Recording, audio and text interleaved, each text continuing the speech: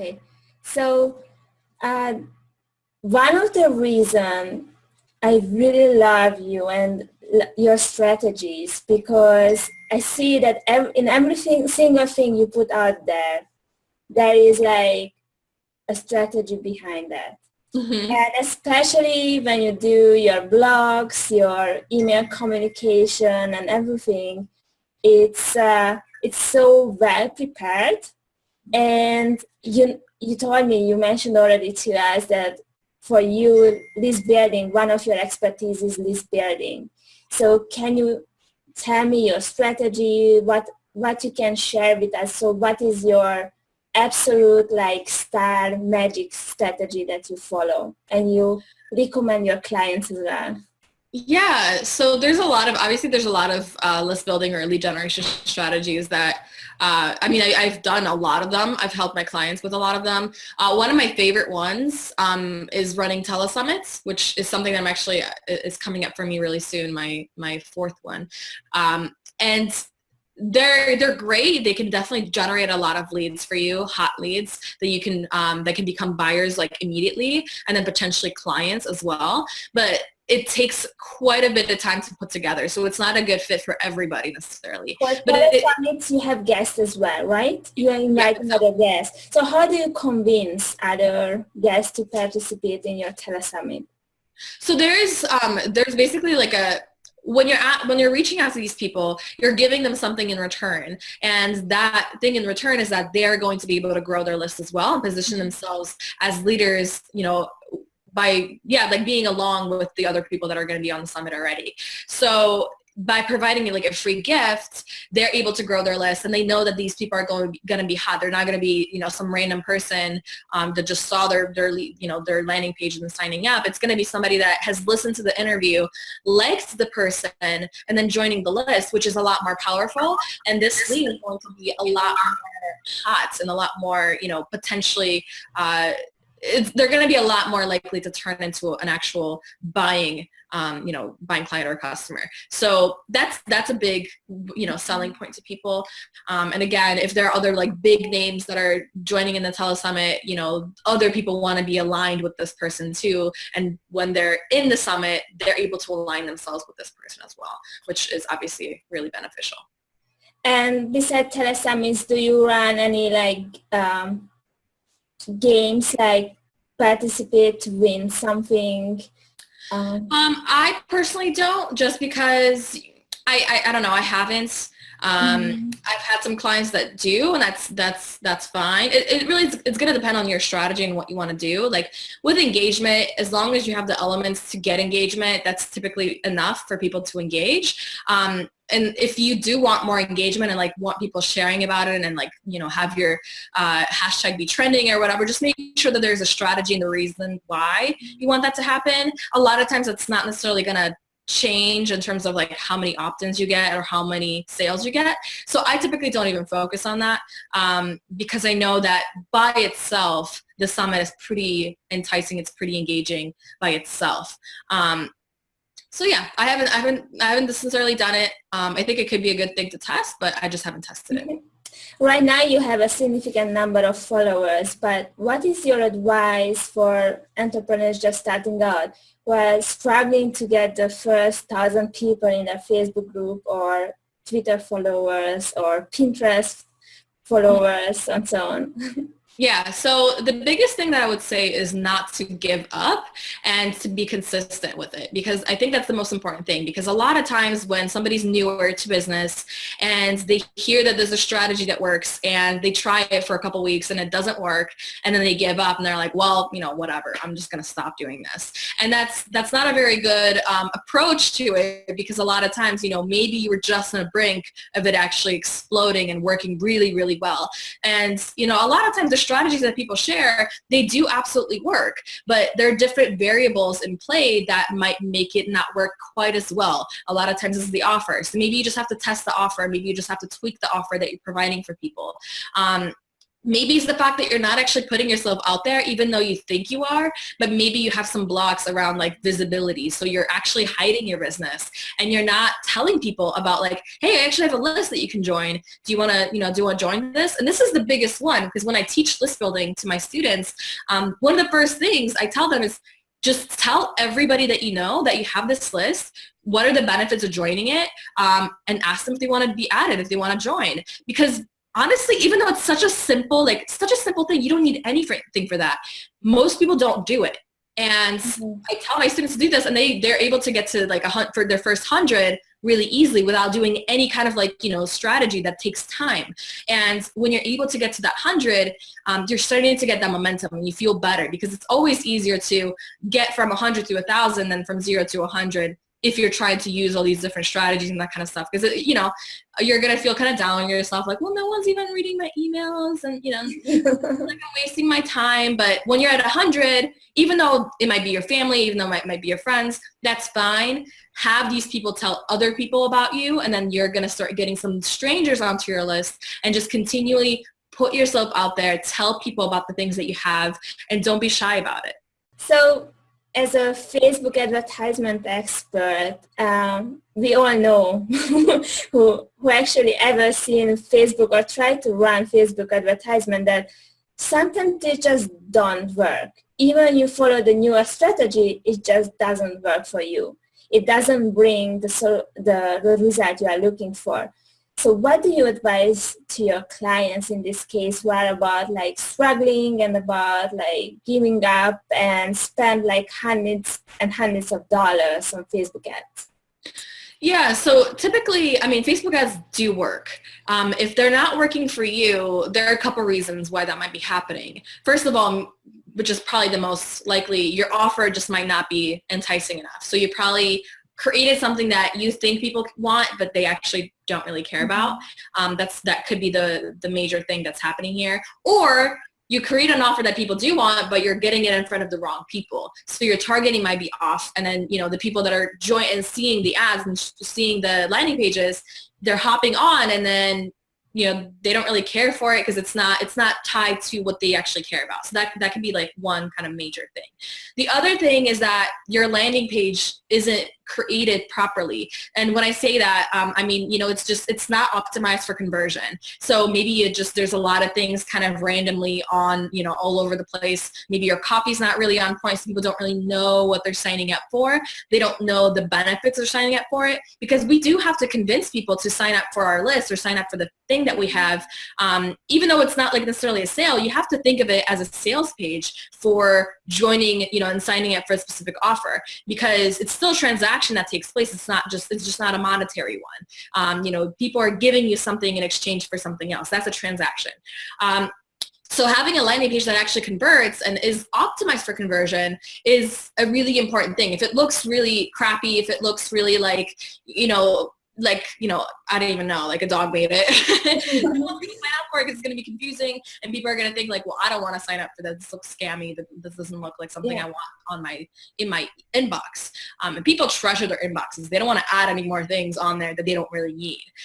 So that's the second thing that might not be working. And the third is just your ad. So maybe the ad creative, the graphic is just not, it's not enticing. It's not attention grabbing. Maybe it's your copy that's above the ad that's not really pulling people in. The major thing that I see is people are being really, really vague with their ads. They're not being specific enough so that it doesn't really do anything for us. It doesn't pull us in. It doesn't make us want to click. It doesn't open any curiosity gaps or information gaps for us to want to click and actually put our name and email in there to receive this thing that the person is giving away. So again, there are a lot of variables. The biggest thing that you can do is test and optimize and see, what works, not give up immediately. But if you do run it for a couple, if you spend like $30 or $40 on an ad campaign and you're not seeing any conversions, well, first of all, make sure that the pixels is put in correctly. that might be happening. But the second thing is, test different options, test different things. See if it's the landing page that's not converting. If you're getting traffic and people are just not converting, you need to work on the landing page. If people aren't clicking on the ad ever, if your click-through rate is really low, then maybe you need to work on the ad and test out different ad creatives. And, if it's becoming really frustrating for you to create all of this, maybe it's time to think about outsourcing it to somebody that actually knows how to make it happen. Yeah, so it's exactly, so you just mentioned so many things and it sounds so complicated. So like, what do you recommend? Should get an online entrepreneurs like a technical help, or should we try ourselves to implement with trials and errors? And how do you work with your clients? Do you give like any technical support to them, or you just like give strategies? Yeah, so this is a great question. For somebody that's starting out or somebody that doesn't have the budget, they only have like $100 and $200 per month that they're willing to spend on ads. You're not going to want to outsource it to somebody else. It's just not going to make sense financially to you. Or if you're not really making any money from your business, just play around with it yourself. You can take a course on Facebook ads. We have a course on Facebook ads because we had some of these people coming to us that were just not ready to work with us. So, learn it and see how you can make it happen for yourself. A lot of times you will be able to get some results yourself if you stick with it and just, play around with it and not take it so personally when it doesn't work, and just, keep testing things. Now, when you're making money in your business and you're basically looking to scale up and get out there more and have a specific amount of budget that you're willing to put into either a launch or just on a monthly basis, that's when it might be time to work with somebody like us. Now, the way that we work with people is we're not the cheapest on the market because we actually do everything when it comes to Facebook ads. We completely take over the Facebook ad like part of their business, where if and it's going to depend on the it's going to depend on the package that we obviously work with. If it's the lowest one, then typically the person is in charge of the strategy, and we just, we can give some pointers and stuff like that. But they're typically the ones that are like, okay, here's what I want to advertise. Go for it. And we create all the creative and the copy, and then basically, just manage it for them entirely. Which the reason why Facebook ad people are expensive is because it takes a lot of time to not only set up the ad, but manage it afterwards and optimize it afterwards and do the tweaks. That's what most people don't talk about. And that's, because setting up an ad is not rocket science. You can figure it out. But where the expertise and the expert brain comes into play is how to actually know if it's converting. How do you know what to change? How do you know when to scrap the ad entirely? That's what people, that's the only way that you can know this is by working with a lot of clients or, doing your own ads a lot. So you have an entire team behind you. It's not only you doing the copy, the landing page, the email setup, the email campaigns and everything. So you have an entire team working with you.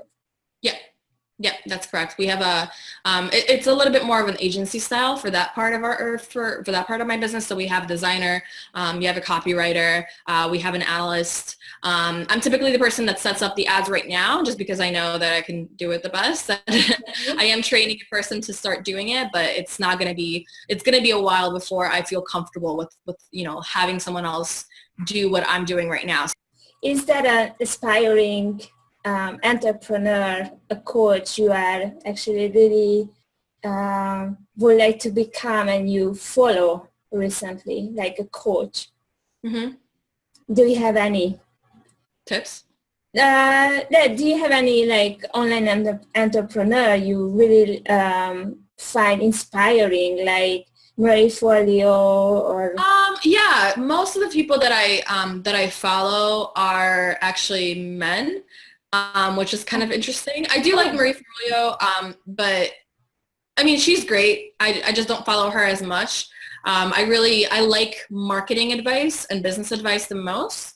I really like, I follow Derek Halpern, Pat Flynn from Smart Passive Income, Lewis Howes, School of Greatness. So those are like I don't know why I'm definitely driven to the more like male kind of, I think it's because they're a little bit more action focused than a lot of the like female entrepreneurs. But I mean, there are female entrepreneurs that I love and admire that are more like in my network. They're actually closer to me. So they're not actually as like aspirational as somebody that I'm just like, oh look, they're so big, kind of thing. But yeah. Do you work with a coach right now? I love working with coaches. I have a couple coaches. I have a sales coach, which I've been working with for a while, probably 6 months now. And she's been really, really great. And then I have just personal like mindset coach to help me with, mindset and stuff like that. I have a health coach. Like if I work with coaches and I'm a strategist or, a coach to a lot of people, I have to show that I believe in this, and I absolutely do. And this is why I love working with these types of people. One of the biggest reasons was why I wanted to make, money is so that I could work with all these awesome businesses that are out there that are passion-based and, they're so cool. And I wanted to work with them, help them grow as a business, but also as a consumer to actually take advantage of like the things that they have to offer. Because I absolutely completely support passion-driven like small businesses like with all my heart. So what is your next step? What is your next dream that you are about to achieve in 2016 after moving to New York City? Yeah, so I'm actually launching a year-long mastermind program very soon. So that's pretty much the biggest goal that I have is filling that. It's going to start the enrollment's going to start in May, and the actual program is going to start the last week of June. And it's basically for people that are a little bit further in their business, but they're not like, again, for one-on-one work, I don't really work with newbies. I have a membership site that's great for that, and it's a lower investment, but it's for some, it's for people that are very, very driven and they're very excited about growing their business. And it's basically like the entire year-long experience is going to be catered based on what they need. So it's like working with a one-on-one coach without the one-on-one coach, price, and having that community to support them as well, which is really important. So I'm excited about that for the most part. So when the doors are opening for your mastermind program? Yeah, so this is the official cart open day is June 1st. Okay. And it closes on June 17th. But, I'm going to start enrolling people in May as well, just from phone calls and stuff like that. Because there's going to be 2 levels. With one of them, people can just sign up and buy immediately for like the lower level. But for the higher like level inner circle, which is only available to 25 people, they're going to have to talk to me or one of my acceleration coaches to see if they're a good fit for that. So do you know already the website where we can sign up for the mastermind and we can find out more information about that? There is no website quite yet. My copywriter is whipping up the copy for it right now, but it will be available at KamilaGrania.com/blowupscaleup. Thank you very much, Kamila. I really enjoyed the time with you. Unfortunately, your interview time is over, but I really appreciated it, and I learned personally so much, and thank you for the inspiration. And thank you so much, and hopefully see you soon in the Green Startup Show in person.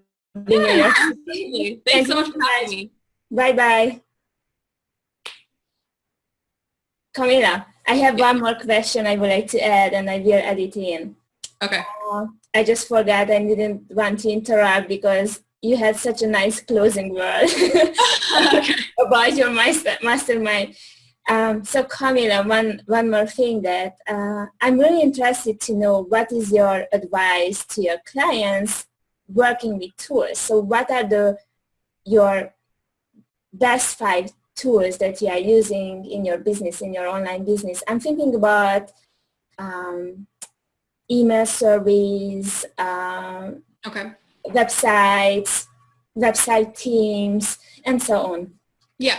So I personally use Infusionsoft for my email marketing and kind of like, you can use it for CRM, but I don't really use it for CRM. I just use it for automation and email marketing. I think it's awesome. You can do a lot of great things with it, and that's what my favorite thing is. So Infusionsoft is one. The other thing that I use is Asana for team management and project management. So this is how I communicate with my team and am able to keep track of, where my projects are happening, my campaigns, where they're at, and stuff like that. So and it's free, which is awesome. Mm-hmm. And I've tried so many project management tools that are out there. Like I've tried a lot when I was in the agency side. They could never settle on one that was great. And none of them are as easy as Asana. And Asana is free, so I love it. The third thing that I love using is Contactually, which is basically like a CRM. And it's cool because it really focuses on just following up with people that you've talked to. You can put different tags on people so that, you have to follow up with them every, however, 3 months or whatever, which makes it really easy. And you can have like email templates and stuff like that. So I love it as a CRM. Again, the name is Contactually. The other thing that I love is ClickFunnels. It's basically a way to create great converting landing pages and have all the control over it, as well as actually building out sales funnels within that as well, including, the order forms and sales pages and things like that. It's really, I love it personally. I think it's super easy to put together. So you're using both? Yeah, using ClickFunnels and using two systems as well. Well, ClickFunnels is separate. ClickFunnels is for landing pages. And you also use Infusionsoft. Infusionsoft is for email marketing. Mm-hmm. So they're separate. Mm-hmm. And I do use also lead pages, but I've just been using a lot more ClickFunnels lately, so I wanted to say ClickFunnels instead of lead pages. And then for my website, I use WordPress. I've been a WordPress supporter for a while. Probably 8 years I've been using WordPress, so I love WordPress for my websites, and I always use it for all my websites. So you mentioned so many times your team. So where is your virtual team is based off? They're all over the place. They're all US based though. Well, I have one person that's in Canada, but everyone else is US based, all scattered throughout the US. I have a couple of people on the West Coast. I have a couple of people in the Midwest, and I don't think I have anybody on the East Coast. No, I do. I have a person on the East Coast, but it's not really the East Coast because she's in Canada, but it's on that side of the world. Yeah, I think outsourcing, personally, as an online entrepreneur, I find outsourcing so difficult because of the time differences and, also the question hiring full-time, part-time. Yeah, I mean, my people are all part-time. They're, they're on retainer, so they get a certain amount of hours per month that they work with me. But I've worked with people from other countries and stuff like that, and that's exactly the thing that I was facing is the time difference was just way too frustrating for me. When I send an email, I want to get a response fast. I don't want to wait because someone's sleeping. So for me, when I was hiring people and I was looking for, people to add to my team, that was a really big must. The person had to be, in the US or Canada, because I knew that they're going to be, even if I'm on the East Coast and 3-hour difference with West Coast, that's fine. That's enough. A lot of people that I work with are not just tied to 9 to 5 working hours. Some of them work later in the day. They kind of have different, funky work hours. So it's fine. It completely works for me. And that's the biggest thing for me. So, it was just an immediate no if somebody was not in the US or Canada. Okay, great. Thank you so much for your time, Kamila. Unfortunately, I think I would love to continue, but it's going to be already 2 shows. Yeah. So thank you very much for your time.